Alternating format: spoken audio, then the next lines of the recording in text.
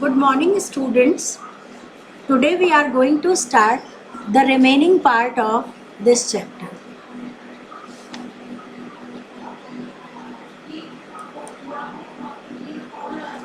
For availing the loan, these international agencies expected India to liberalize and open up the economy by removing restrictions on the private sector, reduce the role of the government in many areas, and remove trade restrictions between India and other countries. बच्चों, हमने previous lecture में ये पढ़ा था कि हमारे country में बहुत सारी प्रॉब्लम हो गई थी. हमारे फाइनेंशियल प्रॉब्लम इतनी ज़्यादा क्रिएट हो गई थी कि हमें कहाँ जाना पड़ा. IBRD, जिसे हम वर्ल्ड बैंक के नाम से जानते हैं, और IMF, जिसे हम इंटरनेशनल मॉनेटरी फंड के नाम से जानते हैं. और वहाँ से हमें $7 बिलियन जो था वो हमें उधार के रूप में संकट के सामना के लिए मिला था. फिर लेकिन जब हमें वहाँ से उधार मिला तो हमें उनकी कुछ शर्तें भी माननी पड़ी थी. और वो शर्तें जो थी वो क्या थी? वो ये थी कि जो लोन हमें मिलेगा उस लोन के बदले हमें क्या करना पड़ेगा? सरकार को उदारीकरण करना पड़ेगा. यहाँ दिया हुआ ना, these international agencies expected India to. ये जो दीज इंटरनेशनल एजेंसीज का मतलब क्या है? वर्ल्ड बैंक, IBRD और सेकंड है IMF. इन दोनों ने क्या कंडीशन रखी इंडिया के सामने कि आपको इकोनॉमी में लिबरलाइजेशन को प्रमोट करना पड़ेगा. ठीक है, और हमें वो शर्त उनकी माननी पड़ी. फिर जो प्राइवेट सेक्टर था उसके ऊपर जो रिस्ट्रिक्शन लगे हुए थे उसे भी रिमूव करना पड़ेगा. The economy by removing restrictions on the private sector. Private sector पे जितने भी रिस्ट्रिक्शंस होंगे वो आपको बहुत कम कर देने पड़ेंगे. ऐसा IMF और वर्ल्ड बैंक ने हमसे कहा या हमारे सामने प्रपोजल रखा था. फिर तीसरी इम्पॉर्टेंट बात ये थी कि reduce the role of the government in many areas and remove trade restrictions between India and other countries. ये conditions हैं बेटा, ये आप इनको अंडरलाइन कर लो. ये 3 इम्पॉर्टेंट कंडीशन रखी थी उन्होंने. ठीक है, कौन कौन सी कंडीशन थी? सबसे पहली कंडीशन ये थी कि सरकार क्या करेगी? उदारीकरण करेगी, यानी इंडियन गवर्नमेंट लिबरलाइजेशन को प्रमोट करेगी. ठीक है. दूसरा, सेकंड कंडीशन उन्होंने क्या रखा था कि गवर्नमेंट का जो कंट्रोल है उस रिस्ट्रिक्शन को भी ये कम कर देगी. Reduce the role of government. Sorry, ये थर्ड था, सेकंड था. और प्राइवेट सेक्टर को प्रमोट किया जाएगा. और थर्ड जो था वो ये था कि इंटरनेशनल ट्रेड में अदर कंट्री के ऊपर जो बहुत सारे रिस्ट्रिक्शन लगाए गए थे उनको भी हटा दिया जाएगा. तो ये हमारे लिए उतना अच्छा नहीं था जितना दिखाई दे रहा था. ये हमने 10th क्लास में भी मैंने आपको शॉर्ट में पढ़ाया था कि स्वदेशी इससे बहुत ज़्यादा ख़राब हो गई थी. तो यहाँ पे नोट्स में आप लिखोगे ये हमारे सामने उन्होंने क्या रखी थी? एक्सपेक्टेशन थी उनकी या फिर उनकी शर्तें थी. ये उनके प्रपोजल थे. 3 प्रपोजल्स उन्होंने रखे थे और वो प्रपोजल थे लिबरलाइजेशन को प्रमोट करना, प्राइवेट सेक्टर के रिस्ट्रिक्शंस को रिमूव करना और गवर्नमेंट सेक्टर के रोल को या गवर्नमेंट के रोल को रिड्यूस करना और remove trade restrictions between India and other countries. समझ आ गया? फिर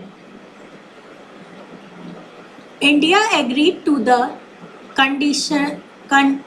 conditionalities of World Bank and IMF and announced the new economic policy, जिसे हम NAP के नाम से जानते हैं. इसे भी आप अंडरलाइन करेंगे.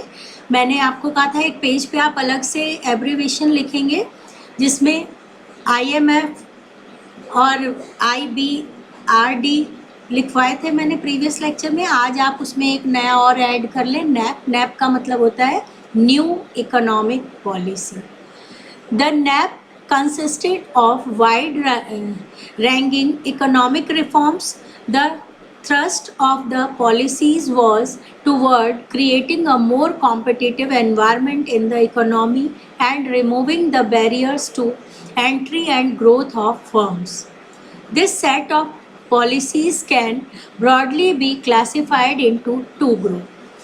अब यहाँ पे बच्चों आपको ये समझ आ गया होगा, न्यू इकोनॉमिक पॉलिसी जिसे हम नैप के नाम से जानते हैं और हिंदी में इसे हम कहते हैं नई आर्थिक नीति। ठीक है, अब इंडिया ने क्या किया, ये जो IMF और वर्ल्ड बैंक ने हमारे सामने नैप के लिए कंडीशन रखी थी, उस सारी कंडीशन को उन्होंने मान ली थी। ठीक है, और हमारी कंट्री के अंदर आर्थिक सुधार मानकर इस पॉलिसी को लागू किया गया था। समझ आया? और इस पॉलिसी को लागू करने के पीछे हमने क्या देखा कि ये जो पॉलिसी थी, इस पॉलिसी को टू ग्रुप में डिवाइड किया जा सकता है या क्लासिफाइड किया जा सकता है। फर्स्ट ग्रुप है इसका the stabilisation measures and the structural reform measure. अब बच्चों जब आप क्लास 12th में आएंगे तो आप इकोनॉमिक्स की दो ब्रांचेस के बारे में पढ़ेंगे, माइक्रो इकोनॉमिक्स और मैक्रो इकोनॉमिक्स। माइक्रो इकोनॉमिक्स जो होती है उसे हम सूक्ष्म अर्थशास्त्र के नाम से जानते हैं, और जो मैक्रो इकोनॉमिक्स होती है उसे हम व्यष्टि अर्थशास्त्र के नाम से जानते हैं। अभी आप उस बात में इतना ज़्यादा ब्रॉडली नहीं जाएंगे, मैं सिर्फ शॉर्ट फॉर्म में आपको बता देती हूँ कि माइक्रो जो होती है वो इंडिविजुअल की स्टडी करती है, जैसे अ फर्म या single firm, single consumer, single producer, उनकी स्टडी करती है। और जो मैक्रो होती है वो स्टडी करती है इकोनॉमी एज अ होल, यानी टोटल की स्टडी वो करती है। तो जो स्टेबलाइजेशन मेजर्स थे वो हमारे किससे रिलेटेड थे, मैक्रो से रिलेटेड थे, और जो स्ट्रक्चरल रिफॉर्म था वो हमारा माइक्रो से रिलेटेड था। Stabilisation measures are short term measures. अब यहाँ पे डिफरेंस दिया हुआ है, आप जब नोट्स बनाएंगे तो उसमें लिखेंगे कि the set of policies can broadly be classified into two groups, और फर्स्ट ग्रुप का नाम था स्टेबलाइजेशन मेजर्स और सेकेंड ग्रुप का नाम था structural reform measure. Stabilisation measure को फिर आप डिफाइन करेंगे, stabilisation measures are short term measures intended to correct some of the weaknesses that have developed in the balance of payments and to bring inflation under control. In simple word, this means that there was a need to maintain sufficient foreign exchange reserve and keep the rising prices under control. On the other hand, अभी structural reform की बात बाद में करेंगे, पहले हम इसको अच्छी से समझेंगे स्टेबलाइजेशन मेजर्स किसे कहते हैं। स्टेबलाइजेशन मेजर्स का मतलब होता है उपाय, ठीक है, कोई चीज़ का उपाय ढूंढना, और स्टेबलाइजेशन का मतलब होता है स्थायित्व कार्य। तो सबसे पहले ये जो नीति थी इसको दो पार्ट में बांटा गया था। पहला था स्टेबलाइजेशन मेजर हम पढ़ रहे हैं। ये जो स्टेबलाइजेशन मेजर होते हैं ना, ये शॉर्ट टर्म होते हैं। शॉर्ट टर्म का मतलब होता है अल्पकालिक होते हैं, थोड़े समय के लिए होते हैं, और इनका उद्देश्य क्या होता है, भुगतान संतुलन जो होता है ना, जो बैलेंस ऑफ पेमेंट जो हमको भुगतान करना होता है, और मतलब हमारे इंपोर्ट और एक्सपोर्ट को हम कैसे बैलेंस रखते हैं उससे रिलेटेड ही होता है। उसमें जो हमारे कमी आ गई थी उसको दूर करना, और जो इन्फ्लेशन हमारी कंट्री में आ गया था उसको दूर करने के लिए ये बनाया गया था। ठीक है, इसका मतलब ये हुआ कि अगर हम सिंपल वर्ड में कहें तो हमारा जो फॉरेन करेंसी का जो खजाना था, फॉरेन एक्सचेंज रिजर्व जो था, उसको कंट्रोल करने के लिए ये बनाई गई थी। उसको कंट्रोल करने के लिए बनाई गई थी। मैं दोबारा से इसको रिपीट कर देती हूँ आपको कि ये जो स्टेबलाइजेशन मेजर्स थे ये स्पेशली किस चीज़ के लिए बनाए गए थे कि जो हमारे फॉरेन एक्सचेंज रिजर्व में जो कमी आ गई थी उसको मेंटेन करने के लिए, या maintain sufficient foreign exchange reserve के लिए ये बनाई गई थी, इन्फ्लेशन को कंट्रोल करने के लिए बनाई गई थी और बैलेंस ऑफ पेमेंट्स को डेवलप करने के लिए बनाई गई थी। आपको मालूम है पहले भी हमने ये पढ़ा था कि नैप हमने क्यों अडॉप्ट करा, क्योंकि हमारे बैलेंस ऑफ पेमेंट जो थे उसकी प्रॉब्लम थी, हमारा इंपोर्ट जो था वो ज़्यादा था और एक्सपोर्ट हमारा कम था, जिससे हमारा बैलेंस ऑफ पेमेंट जो थे वो बहुत ख़राब थे। हमारे पास 15 डेज, फोर्थ नाइट हमने पढ़ा था वर्ड, 15 दिन का भी पेमेंट करने के लिए हमारे पास फॉरेन करेंसी यानी डॉलर नहीं थे। तो उस फॉरेन एक्सचेंज रिजर्व को मेंटेन करने के लिए हमने कौन से उपाय अपनाए? स्टेबलाइजेशन उपाय अपनाए थे। समझ आ गया? अब नेक्स्ट हम पढ़ेंगे structural reform policy. Structural reform policy are long term measures. देखो बच्चों, अभी मैंने आपको बताया था कि जो स्टेबलाइजेशन मेजर्स होते हैं वो माइक्रो इकोनॉमिक्स में अपनाए जाते हैं, ठीक है, और माइक्रो इकोनॉमिक्स शॉर्ट टर्म से रिलेटेड होती है, और जो ये हमारा सेकंड वाला है स्ट्रक्चरल रिफॉर्म, ये लॉन्ग टर्म मेजर्स होता है, यानी दीर्घकालिक होते हैं, ये लंबे समय में इस्तेमाल किए जाते हैं। तो ये किस वाले ब्रांच में होते हैं? ये मैक्रो ब्रांच में होते हैं, यानी इकोनॉमिक्स की मैक्रो ब्रांच में अपनाए जाते हैं। Aimed at improving the efficiency of the economy and increasing its international competitiveness by removing the rigidities in various segments of the Indian economy. The government initiated a variety of policies. अब देखो बच्चों, ये जो हमारा reform हम पढ़ रहे हैं, स्ट्रक्चरल रिफॉर्म जो होता है, इसकी एक इम्पॉर्टेंट बात ये है कि ये लॉन्ग टर्म मेजर्स होता है, क्योंकि ये कौन सी ब्रांच से रिलेटेड है? मैक्रो से।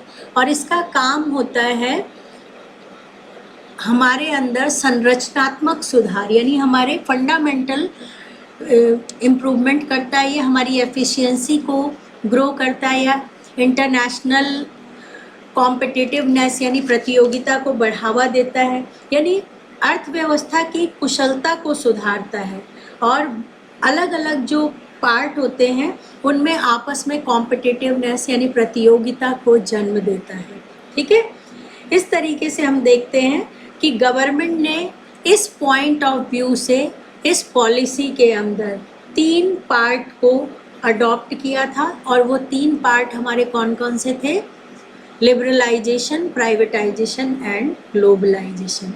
यानी ये जो हमारा स्ट्रक्चरल रिफॉर्म है ये भी 3 पार्ट में डिवाइडेड है, यानी इसके 3 सब पार्ट हैं। सबसे पहले नैप पॉलिसी जो थी वो 2 ग्रुप में क्लासिफाइड थी, स्टेबलाइजेशन और स्ट्रक्चरल। और स्ट्रक्चरल जो है वो भी 3 पार्ट में डिवाइडेड है, यानी सब पार्ट है इसके, लिबरलाइजेशन, प्राइवेटाइजेशन एंड ग्लोबलाइजेशन। अब फर्स्टली हम किसको पढ़ेंगे? फर्स्टली हम पढ़ेंगे लिबरलाइजेशन को।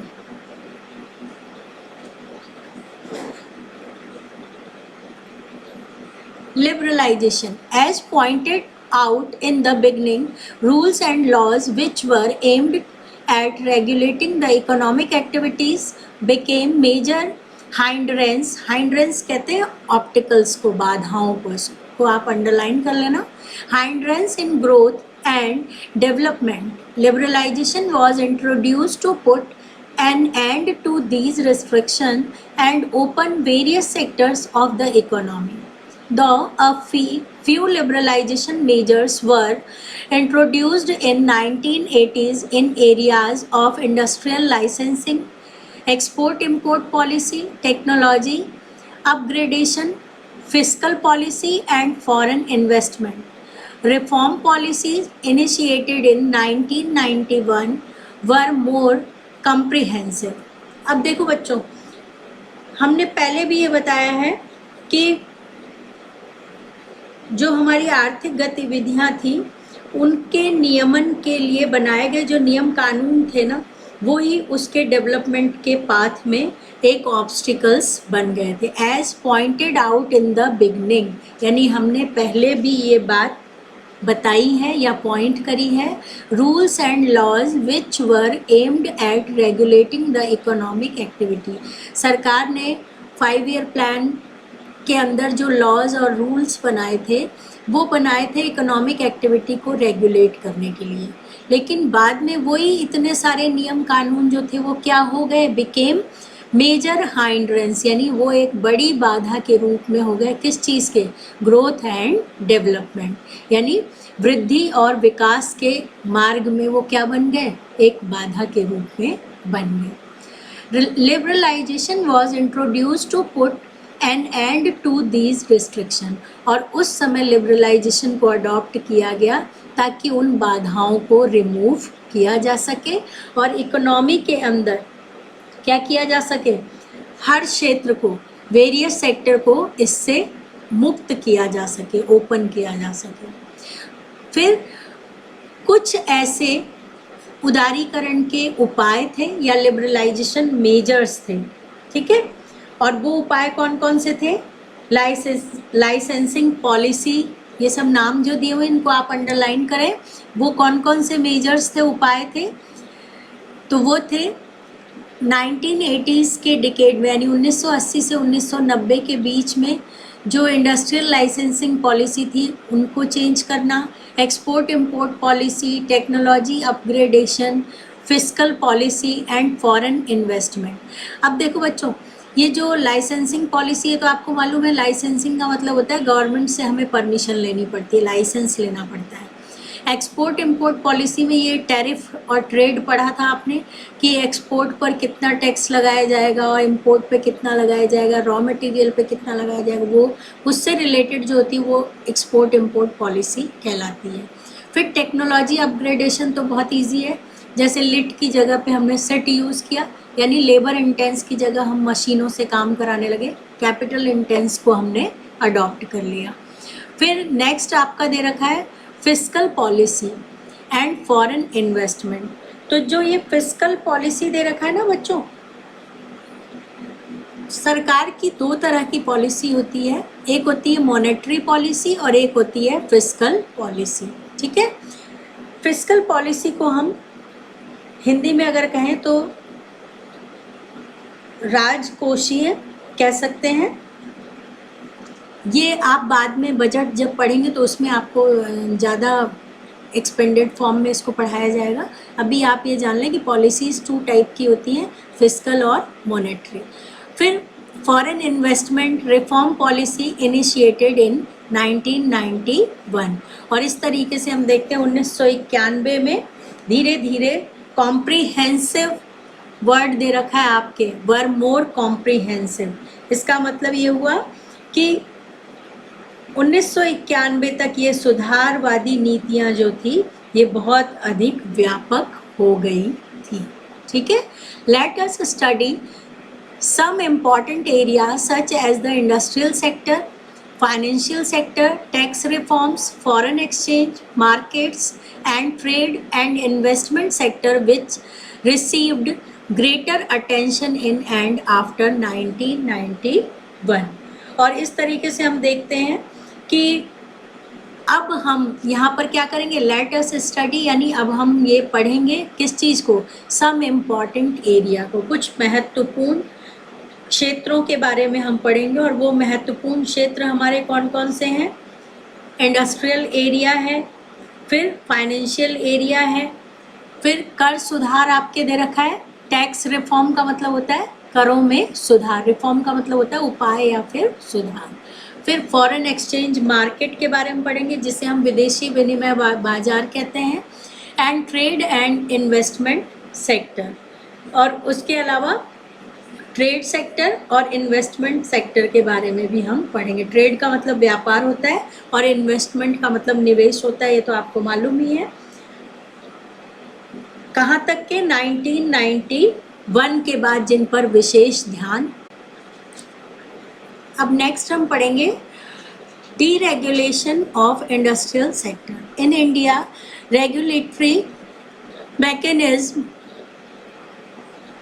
वर एनफोर्स्ड इन वेरियस वेज, यानी इंडिया के अंदर औद्योगिक क्षेत्र का विनियमीकरण जो था वो अनेक प्रकार से किया गया था, जिसमें फर्स्ट है industrial licensing, under which every entrepreneur had to get permission from government officials to start a firm, close a firm, or decide the amount of goods that could be produced.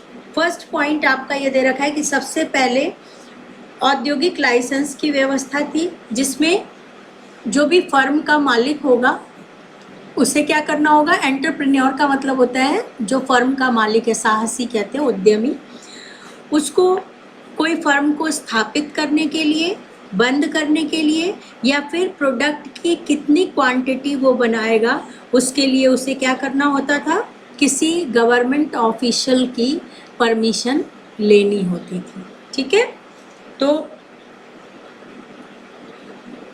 Second, ये first point आपको समझ में आ गया। फिर second है private sector was not allowed in many industry. और second बात हमारी ये है कि निजी जो प्राइवेट सेक्टर थे उनको बहुत सारे उद्योगों में एंटर करने का अधिकार नहीं था।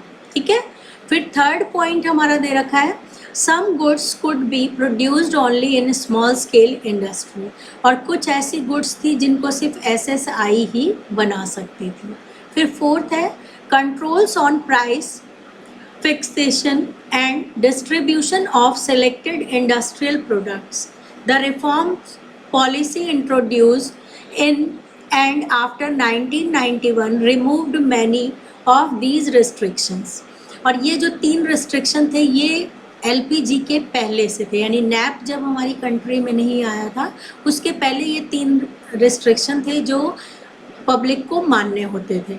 सबसे पहला रेस्ट्रिक्शन क्या था हमारे, कि कोई भी आदमी जब वो अपना नया काम शुरू करेगा, फर्म स्टार्ट करेगा या फर्म को बंद करेगा, या किसी फर्म में कितने सामान, कौन से सामान की कितनी क्वांटिटी बनाई जाएगी, इसके लिए उसको पहले किसी सरकारी ऑफिसर से परमिशन लेनी पड़ती थी। ठीक है, पहला रेस्ट्रिक्शन ये था।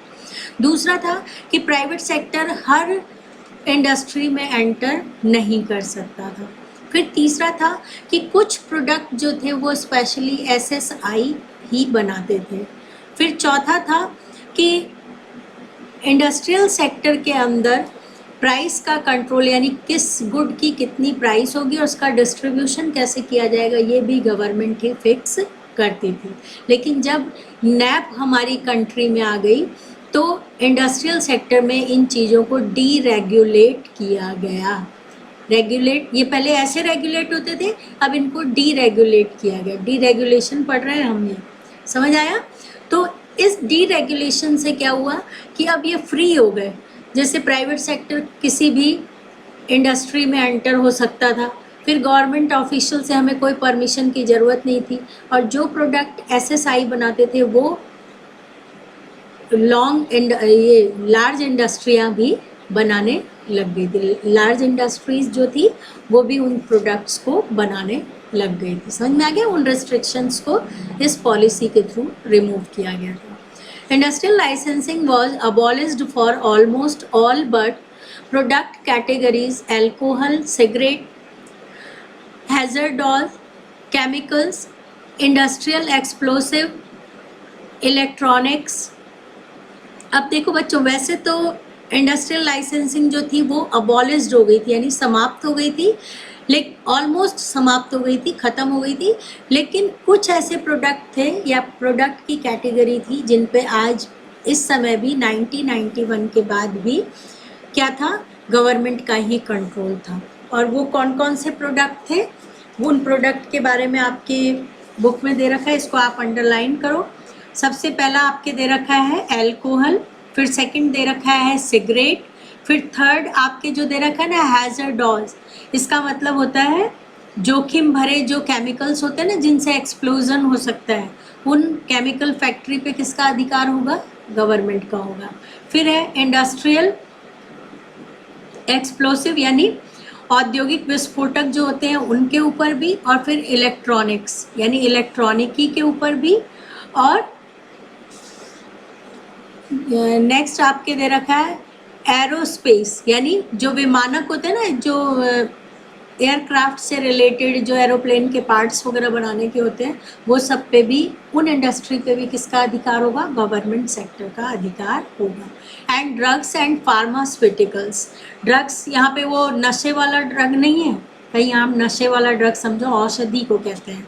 तो ये जो ड्रग्स एंड फार्मास्यूटिकल्स होते हैं, दवाइयों से रिलेटेड जितनी भी कंपनीज होगी वो सारी किसके अंडर में होगी? गवर्नमेंट सेक्टर के अंडर में होगी। इसको आप अंडरलाइन कर लेना, क्योंकि वैसे तो इंडस्ट्रियल लाइसेंसिंग ऑलमोस्ट अबॉलिश हो गई थी, लेकिन इन कैटेगरी में ये जो अल्कोहल, सिगरेट, ये सब दे रखे हैं, इनमें आज भी क्या करना होता था? लाइसेंसिंग करानी कंपल्सरी थी। इसका मतलब हमें किसी गवर्नमेंट ऑफिशियल से इसके लिए परमिशन लेनी होती थी। ठीक है।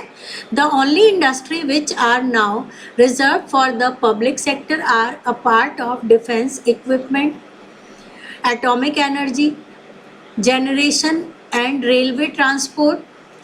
Many goods produced by small scale industry have now been de-reserved. In many industries the market has been allowed to determine the price.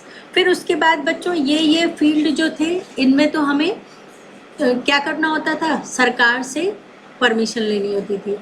फिर इन 6 चीज़ों के अलावा भी हम देखते हैं कि बाकी सारी इंडस्ट्री में से लाइसेंसिंग को ख़त्म कर दिया गया था, और अब पब्लिक सेक्टर के पास यानी सार्वजनिक क्षेत्र में केवल कौन कौन से क्षेत्र के पास कौन कौन सी चीज़ें बची थी? तो वो चीज़ें थी कौन कौन सी? Defence equipment, atomic energy generation and railway transport. इसको आप अंडरलाइन कर लो। सिर्फ यही फील्ड जो थे ये पब्लिक सेक्टर के पास बचे थे, बाकी सारे फील्ड जो थे वो प्राइवेट सेक्टर के अंदर चले गए थे। और अभी प्रेजेंट में रिसेंटली मिस्टर नरेंद्र मोदी ने अभी अनाउंस किया कि रेलवे को भी प्राइवेटाइज किया जाएगा। इसका मतलब प्रेजेंट में रेलवे पर से भी पब्लिक सेक्टर का अधिकार खत्म होने वाला है। Many goods produce by small scale industry, और जो पहले सिर्फ स्मॉल स्केल इंडस्ट्री कुछ गुड्स को बनाती थी, उसको भी प्रेजेंट में क्या कर दिया गया? डी रिजर्व कर दिया गया, यानी उसको भी ख़त्म कर दिया गया था। ठीक है।